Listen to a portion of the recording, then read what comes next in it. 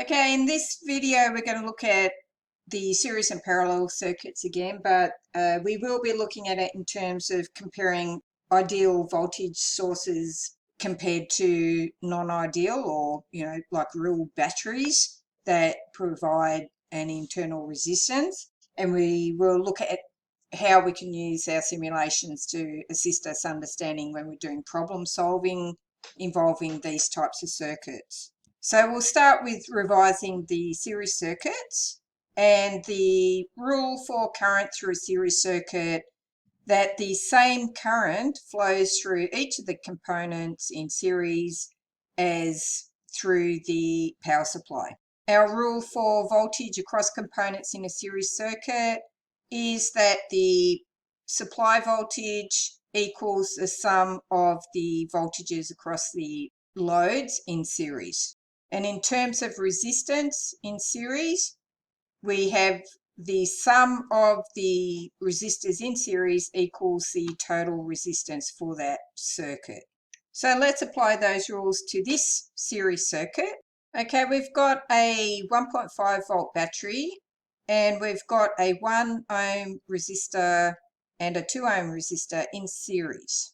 When we close the circuit and have a look at the current, so we've got, if you notice, the current through all of these ammeters are the same. So it's saying that the circuit current is equal to the current through the first resistor and the current through the second resistor and through the battery.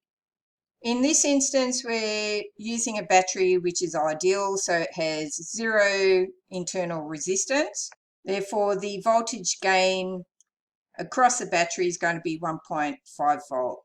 If this was different, then that voltage gain would be less. So before we measure the voltage drops across each of these resistors, they're not identical resistors, so the voltage drop is going to be different for both, but the sum of the two should add up to 1.5 volts.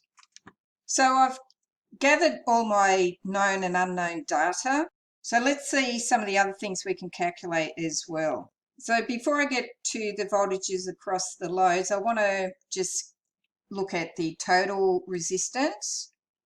So that's the sum of the resistors. And we don't have internal resistance in the battery because we've got an ideal battery. So the total resistance is just the sum of the two. And I just want to come back and confirm this one now that we know what the total resistance is. We've got the voltage across the power supply is 1.5. We've got the total resistance of the circuit is 3. Therefore, using Ohm's law, and we'll put our subscripts here so we know what we're calculating, if to work out the circuit current, we can rearrange this, which will give us, and we can see that's 0.5, isn't it? So we've got 0.5 amps. And next, we know for a series circuit, the voltage rule is the sum of the voltages across the loads. So for each of these, we can come back to Ohm's law. So it's the current times the resistance, and we're talking about the resistance of resistor 1 in this case.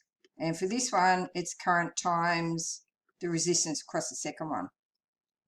So we know the resistance and we know the current. So we can use, as I said, Ohm's law. We can find the voltage across resistor 1, which gives us 0.5 volts. Okay, so I'm just going to write it over here. And at this point, you can actually make a prediction about what the voltage across the second one will be because of our rule here, that the total voltage is the sum of the voltage across the first resistor plus the second. So if we've got a total voltage of 1.5 and we've got a voltage for resistor 1 of 0.5, then the difference must be 1 volt for the second one.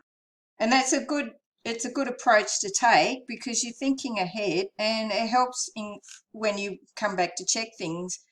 Often in exams we make mistakes and we haven't checked, and it's an easy way to overcome that problem.